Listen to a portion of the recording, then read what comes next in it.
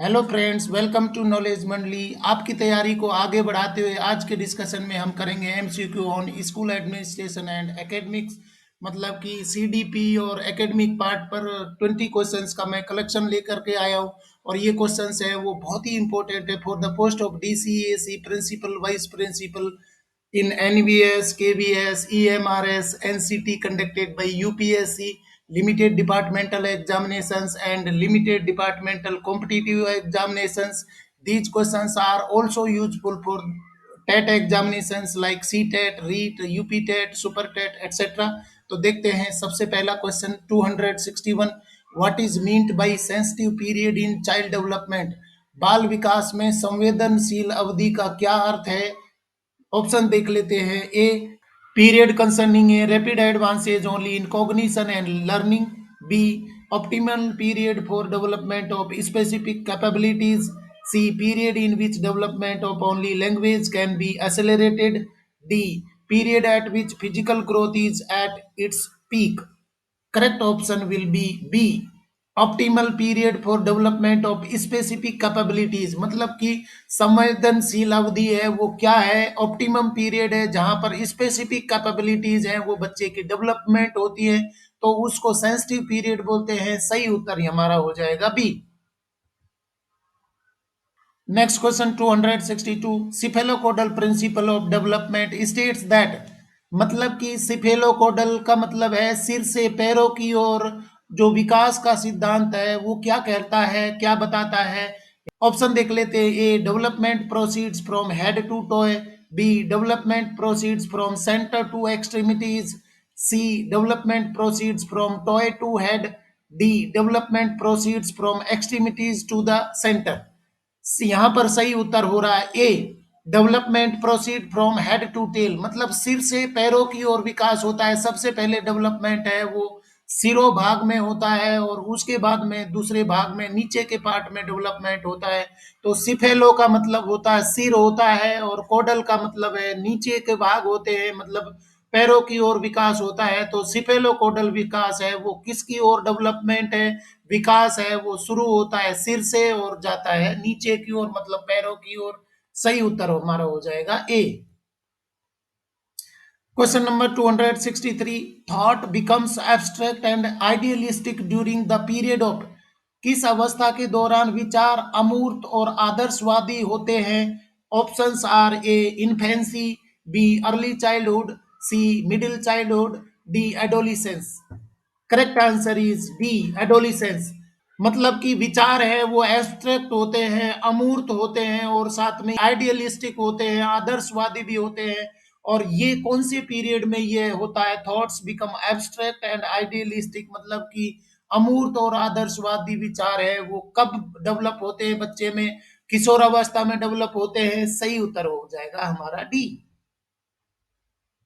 Next question 264. Rearranging schemas, linking them with other schemas to create a strongly interconnected cognitive system in Piaget's theory is referred to as।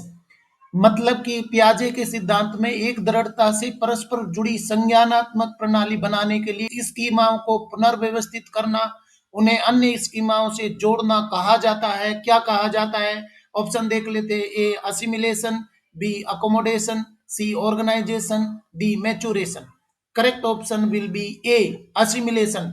स्कीमाओं को जोड़ करके और नई schema develop करना, या पुरानी schema है वो बनी हुई है बच्चे के मन में, दिमाग में बनी हुई है, उनको को रिलेट करके और नए थॉट आना, नए विचार डेवलप कर लेना, वो क्या कहलाता है? वो कहलाता है एसिमिलेशन कहलाता है। और इन स्कीमाओं को उनके विचार है उसके उसके मन में जो चित्र बने हुए उनको जोड़ करके और संज्ञानात्मक प्रणाली डेवलप कर ली जाती है।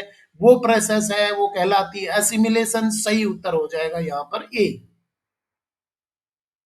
अगला सवाल देख लेते 265। Children in dash stage can solve problems mentally but the problems themselves have to be related to materials and not symbols. Dash अवस्था में बच्चे मानसिक रूप से समस्याओं को हल कर सकते हैं, लेकिन समस्याओं को स्वयं सामग्री से संबंधित होना चाहिए, मतलब कि को रिलेटेड होना चाहिए, प्रॉब्लम से आपस में जुड़ी हुई होनी चाहिए, न कि प्रतीकों से। तो वो प्रोसेस है, कौन सी कहलाती है, कौन सी स्टेज में ऐसा होता है कि बच्चे हैं वो समस्याओं का हल कर सकते हैं, परंतु प्रॉब्लम्स हैं वो जुड़ी हुई होनी चाहिए, सिंबल्स के रूप में नहीं हो, वो मेंटली जुड़ी हो।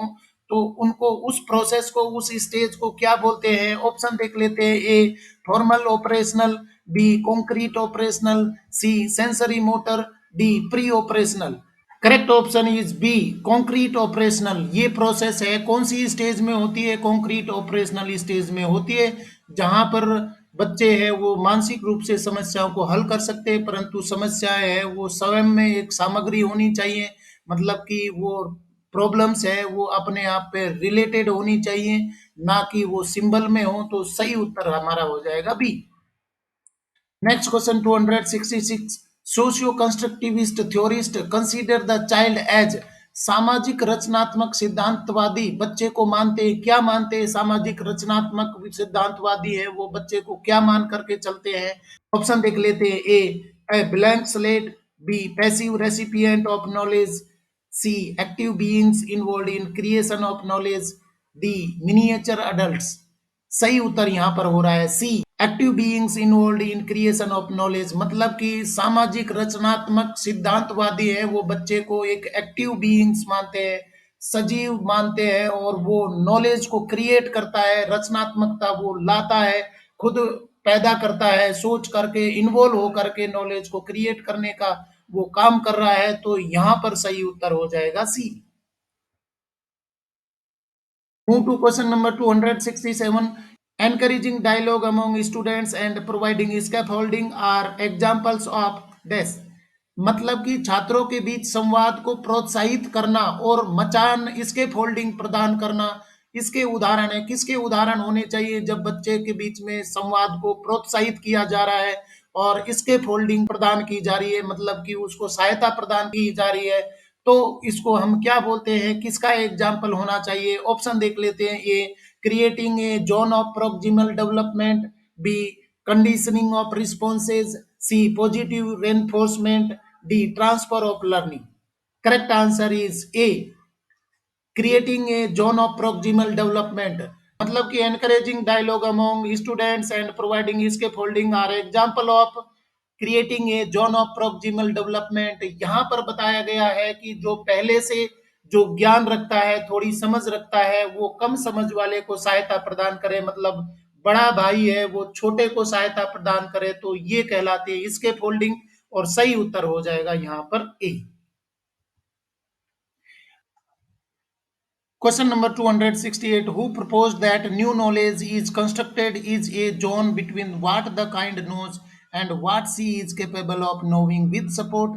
किसने प्रस्तावित किया कि नए ज्ञान का निर्माण किया जाता है उन क्षेत्रों में सहयोग से जो उसको मालूम है और जिनको जानने में सक्षम है? मतलब कि ये बात किसने बताई थी कि उन क्षेत्रों में सहयोग करना चाहिए जो बच्चा पहले से जानता है और जानने की क्षमता रखता है, मतलब सीखने की उसकी कैपेबिलिटी है। तो इसको कौन से प्रकार का सहयोग दे करके आप बच्चे का नया ज्ञान निर्माण करवा सकते हैं? तो ये बात किसने कही थी? ये ऑप्शन में देख लेते। A Lev Vygotsky, B Jean पियाजे, C Howard Gardner, D Ivan Pavlov. Correct answer is A Lev Vygotsky. Lev Vygotsky ने ये बात बताई थी कि the new knowledge is constructed is a zone between what the child knows and what she is capable of knowing with support. मतलब सहायता के द्वारा वो सीख सकता है, उसमें जो क्षमताएं हैं वो सीख सकता है, पहले से बच्चा जो जानता है और वो जानने की क्षमता रखता है, तो सपोर्ट देकर, सहयोग दे करके उसको नया नॉलेज है वो दिया जा सकता है। ये बात बताई थी लेव वाइगोत्स्की ने। हमारा उत्तर हो रहा है ए।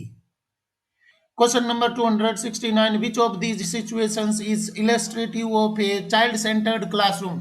बहुत ही इंपॉर्टेंट क्वेश्चन है, हिंदी अर्थ देख लेते हैं। इनमें से कौन सी स्थिति बाल केंद्रित कक्षा का उदाहरण है? Options are A class in which the students are sitting in groups and the teacher takes turns to go to each group, B. A class in which the behavior of students is governed by the rewards and punishment the teacher would give them. C. A class in which the teacher dictates and the students are asked to memorize the notes. D. A class in which the students do whatever they want while the teacher watches them silently. Correct option is D. A class in which the student do whatever they want while the teacher watches them silently. मतलब कि बच्चे को freedom मिलना चाहिए, बच्चा जो सीखना चाह रहा है, वो जानना चाह रहा है, उसको करने देना चाहिए, टीचर है उसको देखते रहे, वॉच करते रहे, तो ये बाल केंद्रित शिक्षा हो जाएगी और हमारा उत्तर भी हो जाएगा D. Question number 270. The idea of ideal reciprocity as exhibited in the Golden Rule is the key characteristic of which stage of moral development according to Kohlberg. Golden rule में प्रदर्शित आदर्श पारस्परिकता का विचार कोलबर्ग के अनुसार नैतिक विकास के किस चरण की प्रमुख विशेषताएं हैं? Options are A social order orientation, B social contract orientation, C universal ethical principles, D good boy good girl orientation. Correct option is B social contract orientation. मतलब कि गोल्डन रूल में प्रदर्शित आदर्श पारस्परिकता का विचार कोलबर्ग के अनुसार नैतिक विकास के चरण में होता है और ये चरण कौन सा है? सोशल कॉन्ट्रैक्ट ओरिएंटेशन में ये बताया गया है। इंग्लिश में देख लेते हैं। The idea of ideal reciprocity as exhibited in the golden rule is the key characteristic of which stage? That is social contract orientation stage of moral development according to Kohlberg. Correct answer will be B. Move to question number 271. Intelligence is dash according to Howard Gardner. Howard Gardner के अनुसार बुद्धि है, क्या है बुद्धि? Options are A positive change in behaviour, B negative change in behaviour, the ability to produce original products, D a set of several distinct abilities.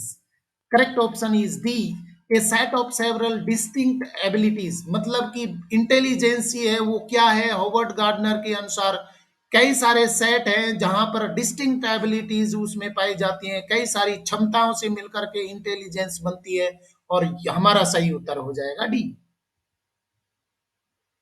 Question number 272. Assertion A. Teachers should follow standardized curriculum, pedagogy and methods of assessment. मतलब कि यहाँ एक assertion दिया है और उसका reasoning हमें पता लगाना है, क्या वो आपस में जुड़े हुए हैं या नहीं है, दोनों सेंटेंस ठीक है या नहीं है, एक्सप्लेनेशन ठीक है नहीं है, वो बात हमें समझनी है। रीजन देख लेते हैं। Our educational system should ignore and dismiss individual differences among the children. तो ये रीजनिंग तो बिल्कुल गलत है, क्योंकि यहाँ पर एजुकेशनल सिस्टम से अपेक्षा की गई है कि वो बच्चों की डिफरेंसेज हैं उनको इग्नोर करें, उनकी एबिलिटीज हैं डिसएबिलिटीज हैं उनको डिसमिस किया जाए। तो ये रीजन है बिल्कुल गलत हो जाता है, सेंटेंस है वो एजुकेशन सिस्टम के अनुसार बकवास हो जाता है। तो यहां पर फिर हम देख लेते हैं option A both A and R true and R is the correct explanation of A. ये बिल्कुल गलत हो रहा है। B both A and R true but R is not the correct explanation of A. तो ये भी ठीक नहीं बैठेगा। C A is true but R is false. D both A and R false. Correct option is C A is true but R is false. मतलब कि are है वो तो बिल्कुल गलत ही हो जाता है, तो ये गलत हो जाएगा। ए देख लेते हैं, असर्शन देख लेते हैं। Teachers should follow standardise curriculum, मतलब कि जो भी करिकुलम है उसको फॉलो करना है। और पेडागोजी है और साथ में मेथड्स ऑफ असेसमेंट है वो उसको फॉलो करने चाहिए। यहां पर सही उत्तर हो जाएगा सी। अगला सवाल देख लेते हैं 273। Encouraging girls to take up languages and arts and discouraging them to take up mathematics and science is an example of. लड़कियों को भाषाओं और कलाओं को अपनाने के लिए प्रोत्साहित करना और गणित और विज्ञान को अपनाने के लिए उन्हें हतोत्साहित करना एक उदाहरण है। किस चीज का उदाहरण है कि लड़कियां हैं सिर्फ भाषा वाली शिक्षा लिटरेचर को सीखे या कलाओं को आर्ट वाली सब्जेक्ट ले, और मैथमेटिक्स है या साइंस उनको नहीं लेनी चाहिए, उनको डिस्करेज करना चाहिए कि ये उनके बस के बात नहीं है। तो क्या इनमें से लड़कियों के बारे में टीचर या जो भी उनके काउंसलर है, जो गाइड करने वाला है, बड़े हैं वो विद्यालय है, इस बारे में क्या विचार रखता है? ऑप्शन देख लेते हैं। A gender equity, B gender constancy, C gender discrimination, D gender empowerment. Correct option is C gender discrimination, यहाँ पर बहुत क्लियर कट दिख रहा है कि लड़कियों को ऐसा माना जा रहा है कि सिर्फ भाषाएं वो पढ़ सकती है, इसलिए भाषाएं पढ़ने के लिए, कलाओं में आर्ट लेने के लिए कहा जा रहा है, उत्साहित किया जा रहा है, प्रोत्साहित किया जा रहा है। और मैथमेटिक्स के लिए, साथ में साइंस लेने के लिए प्रोत्साहित नहीं किया जा रहा है, उनको बोला जा रहा है कि आप ये नहीं पढ़ सकते, हतोत्साहित किया जा रहा है। तो यहाँ क्या दिख रहा है आपको, बिल्कुल क्लियर कट समझ में आ रहा है, जेंडर डिस्क्रिमिनेशन हो रहा है, लड़के लड़की में फर्क समझा जा रहा है कि लड़का ये कर सकता है, लड़की ये कर सकती है। तो ये जेंडर बायस्ड है, जेंडर डिस्क्रिमिनेशन यहाँ पर देखा जा रहा है। हमारा उत्तर हो जाएगा सी। Question number 274. Which of the following statements correctly describes the relationship between language and thought as per the socio-constructive perspective? निम्नलिखित में से कौन सा कथन सामाजिक रचनात्मक दृष्टिकोण के अनुसार भाषा और विचार के बीच संबंध का सही वर्णन करता है? ऑप्शन देख लेते हैं। A, language determines thought. B, thought is governed and directed by language. C, relationship between language and thought is bidirectional. D, language and thought are independent cognitive capabilities. Correct option is D, language and thought are independent cognitive capabilities. ये सही हो रहा है। भाषा और विचार के बीच का संबंध है वो सामाजिक रचनात्मकता के दृष्टिकोण से, लैंग्वेज और थॉट है वो इंडिपेंडेंट डेवलप होती है, और वहां पर कॉग्निटिव कैपेबिलिटीज है बच्चे के अनुसार आती है। बच्चे में जो क्षमताएं होंगी, ज्ञानात्मक क्षमताएं होती है, उनके अनुसार लैंग्वेज सीखी जाती है और उसके अनुसार ही थॉट आते हैं। परंतु ये आपस में को रिलेट जरूर होती है, इनके बिना, आपस में रिलेशन हुए बिना बच्चे का ज्ञान है आगे नहीं बढ़ेगा। हमारा उत्तर हो जाएगा D. Next question 275. To ensure focus on assessment for learning rather than assessment of learning, it is important to include अधिगम का मूल्यांकन के बजाय अधिगम के लिए मूल्यांकन पर ध्यान केंद्रित करना सुनिश्चित करने के लिए इसमें शामिल करना महत्वपूर्ण है। मतलब कि अधिगम का मूल्यांकन करने के बजाय अधिगम के लिए मूल्यांकन पर ध्यान केंद्रित करना है। तो इनमें से कौन कौन सी चीजें होनी चाहिए? पहला है self assessment, second peer assessment, third quantitative feedback, fourth comparisons between students on quantitative parameters. तो यहाँ पर ऑप्शन कौन सा सही बैठ जाएगा? ऑप्शन देख लेते हैं। A, third fourth. B, first second and third. C, second third and fourth. D, first second third and fourth. Correct answer is B, first second and third, ये तीनों हो जाएंगे। अधिगम का मूल्यांकन मतलब असेसमेंट ऑफ लर्निंग के बजाय असेसमेंट फॉर लर्निंग होना चाहिए। मतलब सीखने के लिए मूल्यांकन करना ये होना चाहिए, सीखे हुए का मूल्यांकन करना ये ठीक बात नहीं है। तो असेसमेंट फॉर लर्निंग के लिए कौन कौन सी चीजें होनी चाहिए? सेल्फ असेसमेंट भी होना चाहिए, पीयर असेसमेंट भी होना चाहिए, क्वांटिटेटिव फीडबैक भी होना चाहिए। तो तीनों हैं वो असेसमेंट फॉर लर्निंग के लिए हो जाएंगे। परंतु यहाँ पर चौथे में हम देखेंगे कंपैरिजन नहीं होना चाहिए, बच्चों के बीच में कंपैरिजन नहीं होना चाहिए वहां पर क्वांटिटेटिव पैरामीटर्स के लिए। तो चौथा पॉइंट है वो गलत हो जाएगा और हमारा उत्तर यहाँ पर हो जाएगा B. Question number 276, which of the following practice promotes inclusion in education? बहुत ही इंपॉर्टेंट क्वेश्चन है। इंक्लूजन एजुकेशन पर बहुत सारे क्वेश्चन आपकी परीक्षाओं में निश्चित रूप से पूछे जाएंगे, पुरानी परीक्षाओं में पूछे गए और अभी भी पूछे जाएंगे। हिंदी अर्थ देख लेते हैं। निम्नलिखित में से कौन सी प्रथा शिक्षा में समावेश को बढ़ावा देती है? Options are: A, corporal punishment to students; B, learning for competitive exams; C, respect for diversity; D, standardized curriculum. Correct option is C, respect for diversity। मतलब कि इंक्लूसिव एजुकेशन का मतलब ही ये होता है कि जो डाइवर्सिटी होती है, विविधता होती है, वो उस सबको रेस्पेक्ट किया जाए, उनको मान्यता मिलनी चाहिए। लिंग्विस्टिक डाइवर्सिटी हो, रेशियल डाइवर्सिटी हो तो उसको सम्मान देना चाहिए। और यहाँ लिंग्विस्टिक डाइवर्सिटी है या रेशियल डाइवर्सिटी है तो इसको एक रिसोर्स के रूप में लेना चाहिए, ना कि एक परेशानी के रूप में लेना चाहिए। तो बहुत ही इंपॉर्टेंट है इंक्लूसिव एजुकेशन में हर चीज को रिस्पेक्ट करना चाहिए, यहाँ पर जेंडर डिस्क्रिमिनेशन नहीं होगा। साथ में डिसेबिलिटी है तो वो भी इंक्लूसिव एजुकेशन में शामिल हो जाएगी। लिंग्विस्टिक डाइवर्सिटी है, उसको भी रेस्पेक्ट करना है, और रेशियल डाइवर्सिटी को भी रेस्पेक्ट करना है। तो हमारा उत्तर यहाँ पर हो जाएगा सी। अगला सवाल 277, विच of the following disability causes challenges in paying attention and sustaining long duration involvement in task. मतलब कि निम्नलिखित में से कौन सी विकलांगता ध्यान देने और कार्यों में लंबी अवधि की भागीदारी को बनाए रखने में चुनौतियों का कारण बनती है। वो लंबे समय तक ध्यान नहीं रख पाता है और लंबे कार्यों में भागीदारी नहीं निभा पाता है, तो किस प्रकार की डिसेबिलिटी उसमें पाई जाती है। ऑप्शन देख लेते हैं। A attention deficit hyperactivity disorder, B dysgraphia, C dyslexia, D visual impairment. Correct option is A attention deficit hyperactivity disorder. मतलब कि उसका ध्यान नहीं लगा पाता है, वो लंबे समय तक एक बात को ध्यान केंद्रित नहीं कर सकता, एक चीज पर ध्यान नहीं लगा सकता, कार्य में भी ध्यान नहीं लगा सकता, तो वो डिसऑर्डर है। कौन सी टाइप का है? ए में आ रहा है यहाँ पर attention deficit hyperactivity disorder है, और हमारा उत्तर भी हो जाएगा ए। और डियर फ्रेंड्स, आप जल्दी से कमेंट कर दीजिए डिसग्राफिया का क्या मतलब होता है, डिसलेक्सिया है, इस पर भी क्वेश्चन पूछ लिए जाते हैं, तो ये दोनों वर्ड पर आपके कमेंट आ जाने चाहिए, क्योंकि ये निश्चित रूप से पूछे जा सकते हैं। डिसग्राफिया और डिसलेक्सिया है, इस पर आप कमेंट कर दीजिए अगर आपको मालूम है तो, क्योंकि ये टर्म है वो बार बार रिपीट होती है। और अगले सवाल पर बढ़ जाते हैं 278 पर। In a class having learners from various linguistic identities a teacher should practice.